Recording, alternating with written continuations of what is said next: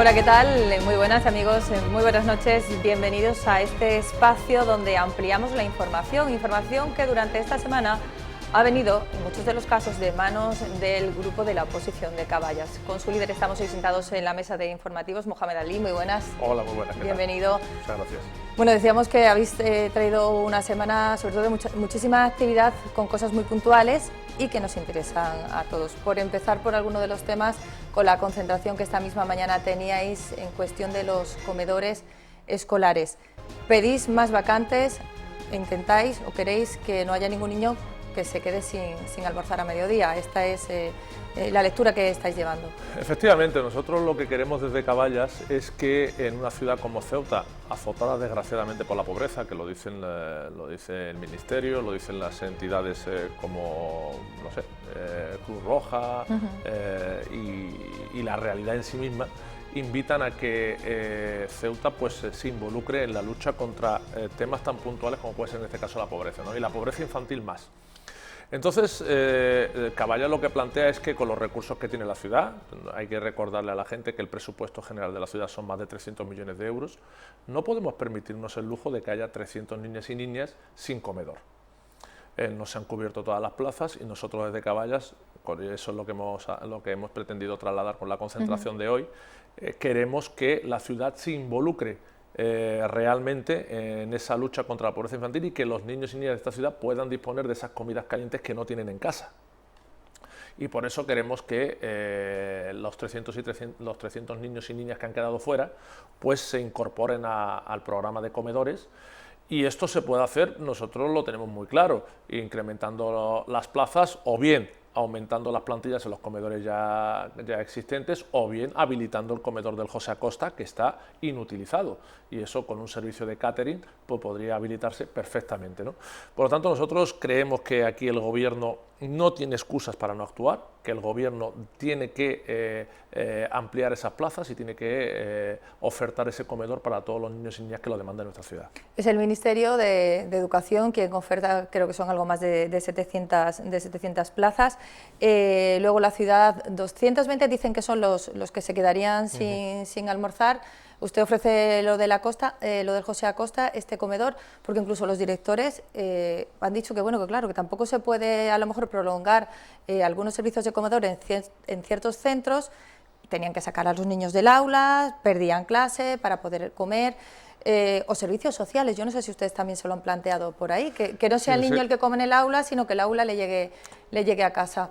¿Estas opciones también las barajan ustedes? Porque de Melilla podrían venir becas que tampoco se están cubriendo allí, podrían llegar a Ceuta. Pero si queremos hacer un análisis riguroso de esto, tenemos que remontarnos a lo que ha pasado el año pasado. Nosotros ya, viendo lo que se avecinaba y lo que podía pasar, planteamos dos iniciativas en el Pleno. Una, crear un comedor social en la ciudad, y planteábamos muchas alternativas en muchas zonas de la ciudad, incluso la Barrera del Príncipe, por ejemplo, y otra, habilitar el José Acosta. Ambas propuestas han sido desechadas por el gobierno. Entonces uno se dice, bueno, si el gobierno dice que no a un comedor social en la ciudad y dice que no a habilitar el José Acosta, tendrá una alternativa. Sin embargo, esto que se avisó por parte de Caballas ya en el mes de junio pasado, pues no ha tenido ningún tipo de respuesta por parte del gobierno. Y la realidad, desgraciadamente hoy, es que hay una lista de espera de 300 niños y niñas que se quedan sin comedor.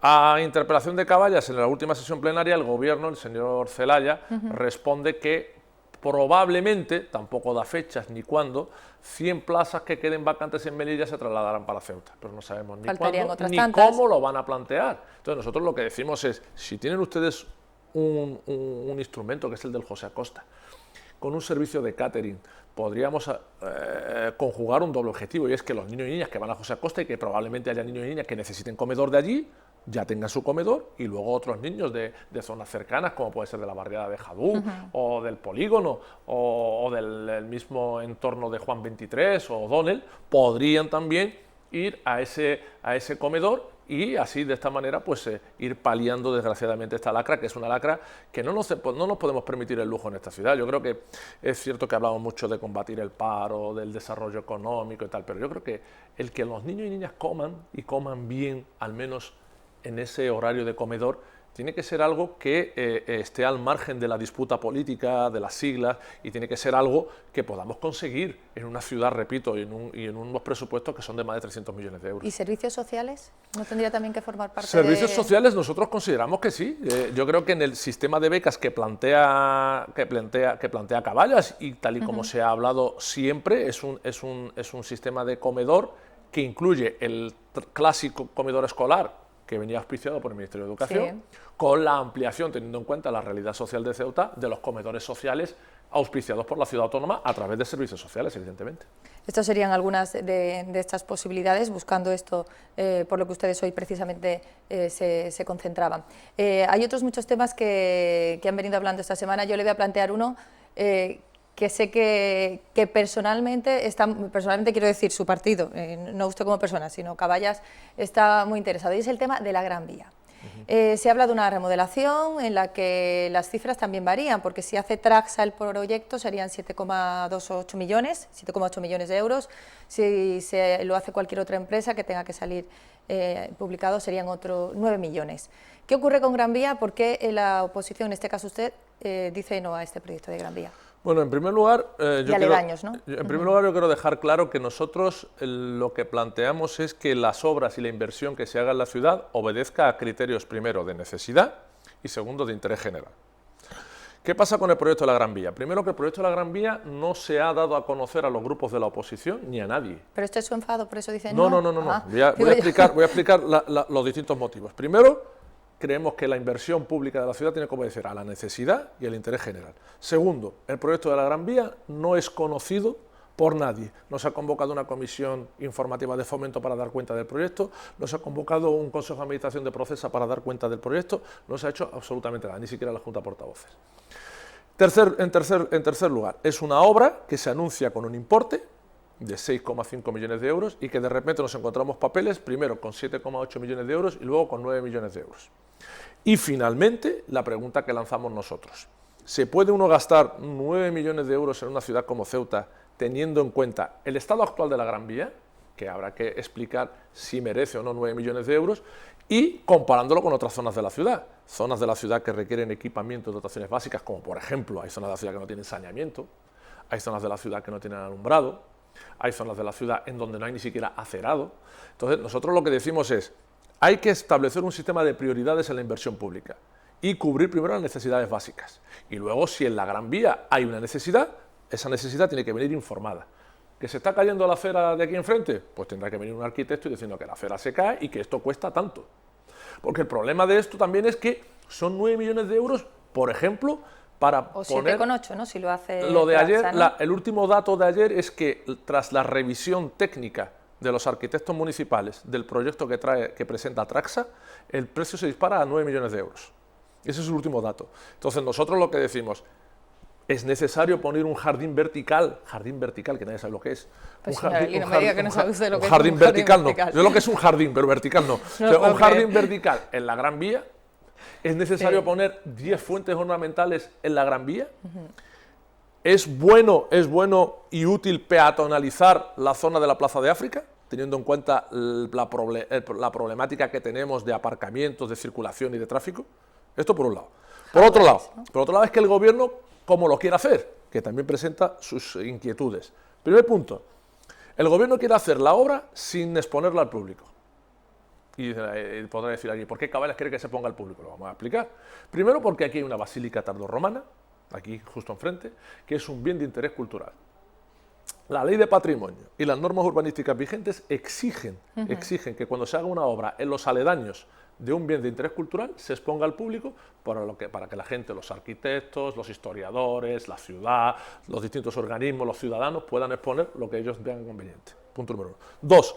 Cuando se tocan viales, y aquí se toca la carretera, se pretende peatonalizar una zona, también las normas urbanísticas vigentes dicen que hay que exponer al público. Hablan de remodelación, no de urbanización. Yo le digo lo que ha trascendido del proyecto, es que el gobierno, si dice que no va a peatonalizar... Claro, como usted dice que no lo conoce, pero es que de esto llevamos hablando meses de esto y el gobierno no dice nada. Si el gobierno pretende peatonalizar una zona, se toca un vial y por lo tanto hay que exponer al público. Si no va a peatonalizar, con que salga el consejero de turno y diga que no va a peatonalizar, tema zanjado, pero no lo hacen. Y digo yo, porque... Pero no lo hacen. Y lo del bien de interés cultural tampoco lo dicen. Y entonces aquí hay técnicos en la ciudad, o por ejemplo el Colegio de Arquitectos, que dicen claramente que un proyecto de esta envergadura tiene que exponerse al público. ¿Y por qué este interés por parte del Gobierno en hacer esto? ¿Usted se ha preguntado el por qué? Pues mire, nosotros tenemos una idea, y es, evidentemente puede la gente caer en que esto es una crítica fácil al Gobierno, pero yo creo que hay que evaluar la política de inversiones de los 2 primeros años de legislatura que llevamos, que es cero. No ha habido prácticamente obras importantes en la ciudad, y entonces el Gobierno entiende que haciendo una obra de esta envergadura en pleno centro de la ciudad puede, pues de alguna manera, dar una imagen o un golpe de efecto de cara a las elecciones. Pero a mí me parece que con 9 millones de euros en una ciudad azotada por lo que decíamos antes, la pobreza, azotada por el paro, no podemos jugar con esto ni plantear cosas a la ligera como esto, ¿no? Yo creo que la obra de la Gran Vía es una obra que debe ser analizada pormenorizadamente por los técnicos de la ciudad, exponerse al público y ver verdaderamente los criterios de necesidad. Y después queda la otra. Después queda otra cosa que no es una cuestión menor. 9 millones de euros que no se van a licitar. Que esto es muy importante, porque la gente dice, hay que defender los intereses de Ceuta. Muy bien, es que defender la licitación pública es defender a las empresas del sector. Las empresas constructoras de Ceuta, las que sean, no van a poder licitar porque el Gobierno quiere, a dedo, encomendar esta obra a Traxa, una empresa que dicen que es pública, en donde la ciudad tiene una participación y en donde los precios son totalmente desorbitados y en donde... Bueno, saldría más barato, según dice no, el Gobierno, ¿no? Yo le digo los datos... No. Es verdad, con los datos con los que 7,8, ¿no? millones, que ya no es barato, que ya es una barbaridad, que son más de 1.000 millones de pesetas, de la antigua peseta. 7,8 millones es lo que ha pasado Traxa a la ciudad. Cuando los técnicos de la ciudad, los arquitectos, revisan el proyecto, el precio se dispara a 9.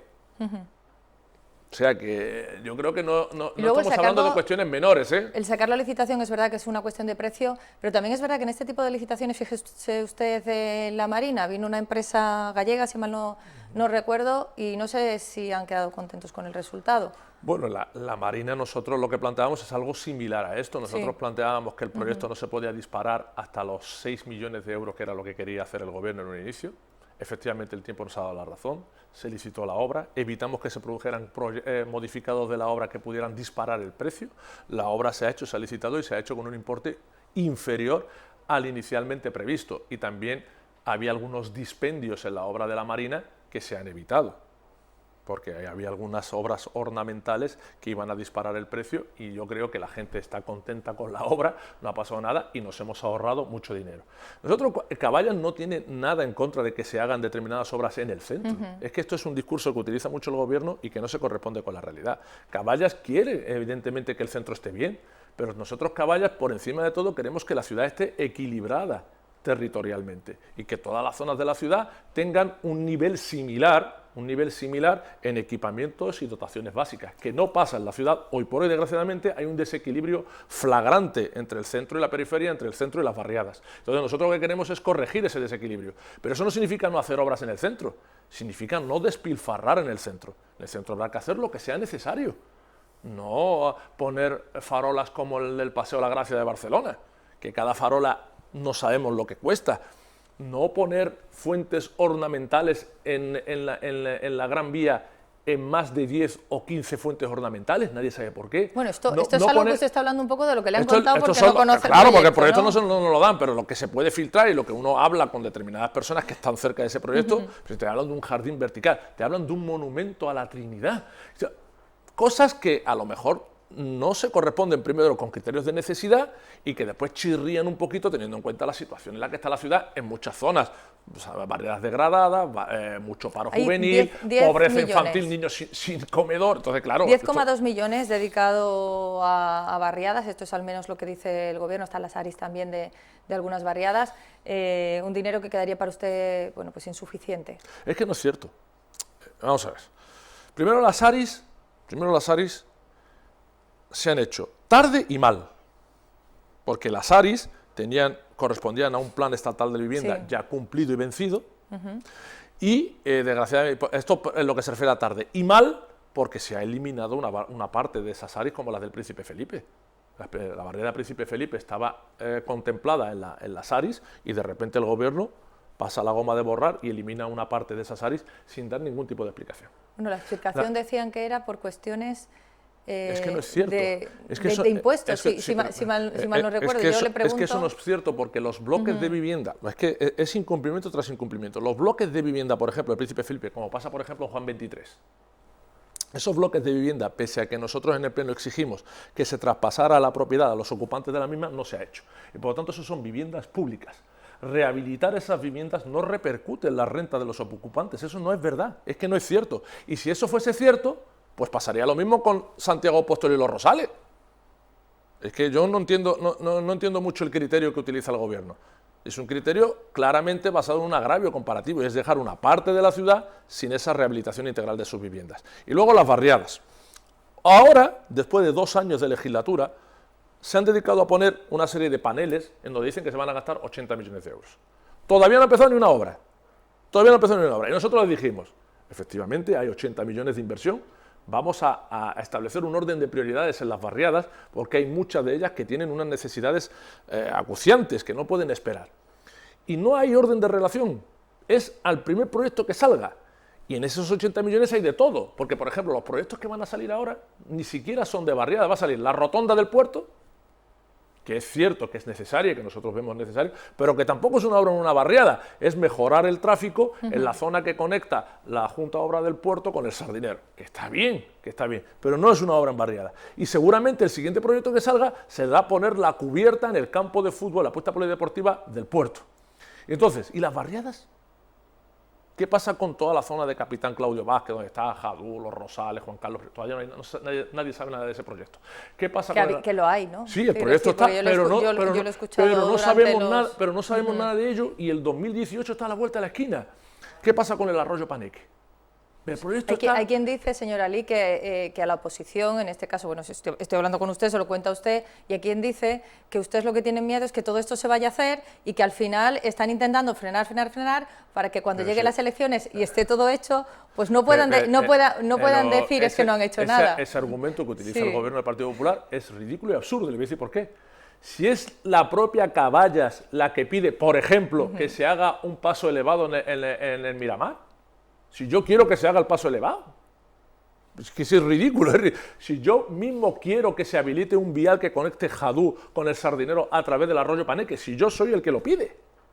Si yo estoy de acuerdo con que se arregle la rotonda del puerto, pero antes, lo que nosotros le decimos es antes, usted tiene que establecer un orden de prioridades, porque hay zonas que están muy deprimidas. Y no comparten esas prioridades, ¿no? En definitiva... Ni las prioridades ni la forma de trabajar, porque la decisión ha sido, una, encomendar la obra en un volumen ya de 40 millones de euros a Traxa, que yo no tengo nada en contra de Traxa. Traxa tiene un objeto social y todo lo que entre dentro de ese objeto social, bienvenido sea. Pero me parece a mí que la obra no entra dentro del objeto social de Traxa y que hay empresas en la ciudad que a través de una licitación pública podrían concurrir y dar un poco de vida también a ese mercado tan importante de la construcción a través de empresas locales. Esa es una opinión que tiene Caballas. Y después, la tardanza. Nosotros no compartimos la tardanza. No sabemos por qué en estos 2 primeros años de legislatura el gobierno no ha hecho ni una obra. Hay otra cuestión, Strace, es una empresa que afecta a 400 trabajadores, y si viene alguien y se queda con Trace, como se habla de la posibilidad de Traxa, pues tendría que asumir una plantilla con una serie de condicionantes que ya están ahí impuestos por convenio. ¿Qué situación, o como ustedes decían que esto lo ven difícil en todos los aspectos? Nosotros creemos que es muy complicado. ¿Cuál es su posicionamiento? Es muy complicado rescindir el contrato de mutuo acuerdo. Es una sensación que tenemos. Evidentemente no tenemos todos los datos porque, entre otras cosas, hemos pedido a través del Pleno, con el voto favorable de todo el Pleno, una auditoría del servicio que todavía no ha llegado. Se marcaron 2 meses, han pasado los 2 meses y no ha llegado la auditoría del servicio. No sabemos por qué, no dan ninguna explicación. Y después lo que nosotros decimos del servicio de limpieza es, efectivamente, el servicio de limpieza no funciona, efectivamente el servicio de limpieza necesita corregirse, pero este es un gobierno que da palos de ciego. ¿Palos de ciego por qué? Porque primero se plantea una rescisión de mutuo acuerdo, que no es posible en las circunstancias actuales. porque el Gobierno ha realizado algunas detracciones en las últimas certificaciones que ha pagado a Tracce, y eso ha generado la apertura de una serie de expedientes, y esos expedientes tienen que darse trámite de audiencia a Tracce, y esos expedientes no están resueltos. Por lo tanto, hoy por hoy es muy difícil hacer una rescisión de mutuo acuerdo sin saber si hay algún tipo de responsabilidad de alguna de las dos partes antes de rescindir el contrato. Traxa. Fíjese usted, el Gobierno históricamente nos ha tachado, permítame la expresión, de majaderos cuando hemos dicho que había que municipalizar el servicio. Que el servicio de la limpieza, como pasa por ejemplo con el servicio de transporte, por el de autobuses, nosotros creemos que en manos de la ciudad funcionaríamos mejor. Es una idea nuestra que no comparte el Gobierno, muy bien, legítima, pero nosotros siempre hemos dicho que había que municipalizar esos servicios. De repente el Gobierno entra en la posibilidad de darle el servicio a Traxa. Darle el servicio de limpieza a Traxa es municipalizar el servicio, porque Traxa es una empresa pública según el Gobierno, aunque tenga una sola participación. Entonces, para municipalizar el servicio, ese procedimiento está tasado y reglado en la ley. Y nadie ha pensado en los 300 padres y madres de familia que hay en la plantilla. Primer disparate. De repente, cuando se dan cuenta que no es tan sencillo, la idea es, bueno, vamos a ver si Tracce le vende el contrato a Urbaser. Pero es que vendiéndole el contrato a Urbaser tampoco arreglamos nada. Porque si las deficiencias del servicio, como dice el Gobierno y dice la empresa, es que el pliego está mal, pues el mismo pliego es el que va a regir en el servicio cuando lo coja Urbaser. Coincidiendo en que el pliego pueda estar mal, nadie dice, por ejemplo, que la empresa adjudicataria del servicio presentó una baja del 10%. Eso también habría que decirlo, ¿no? Que nadie obligó a la empresa a bajar un 10% del precio para quedarse con el servicio. Entonces aquí o se ponen todas las cartas descubiertas y se habla sinceramente, lo cual iría en beneficio del servicio y de la calidad de vida de todos nosotros, de todos los ceutíes, y sobre todo para la tranquilidad y seguridad de la plantilla de Tracce, o por lo contrario se siguen dando palos de ciego y se sigue en la incertidumbre laboral de los trabajadores y trabajadoras de la plantilla y en un servicio claramente precario. Hay cuestiones, por ejemplo, lo digo rápidamente porque ustedes dijeron en un principio que la inversión en la prisión no era algo que viesen, pues que a la larga iba a tener la repercusión que se preveía para la ciudad. Inaugurada la nueva prisión, traslado estos últimos días ya de los presos a la nueva. Su opinión en torno a ello. Le digo brevemente porque me gustaría hablar con usted algunas otras cosas. Vale, muy bien, intentaré ser breve. Nosotros decimos que una inversión de 140 millones de euros, 140 millones de euros, no ha supuesto o no ha tenido el impacto positivo que hubiese sido deseable o inversamente proporcional a esta cuantía. Ni en empleo, porque después de 140 millones de euros del Estado, el empleo, en este caso el paro de Ceuta, sigue siendo de los más altos de España. Ha bajado, ¿no?, con respecto al año pasado, 200. Por la incorporación de los planes de empleo, pero bueno, menos en un impacto... a fecha del año pasado, casi 300 Cristina, menos. un impacto serio, penetrante, en el mercado laboral de Ceuta, sobre todo en el sector de la construcción, no ha tenido esa inversión de 140 millones de euros, entre otras cosas porque las empresas que han hecho la obra eran de fuera y traían plantillas de fuera. Y esto fue licitación, ¿no? Sí, eso fue licitación, le quiero decir, pero qué complicado. Están las cláusulas sociales de las que nadie quiere hablar y en las que sí se pueden hacer gestiones para que esas obras, sobre todo lo que se refiere a peonaje, pueda ser desempeñado por hombres y mujeres de Ceuta, cosa que se ha dejado de lado. ¿Quién puede tener interés en que esto no sea así? Yo no digo que no haya interés, yo digo que no hay voluntad. El problema no es interés, pues no lo sé, por desidia, por incapacidad, por incompetencia. Pero si se lo están recordando ustedes. Solo lo recordamos constantemente. Le quiero decir. Nosotros podemos recordarlo constantemente, pero hay 13 manos, que son la mayoría. Y es una mayoría absoluta. O sea, hay un criterio único, que es el del Partido Popular.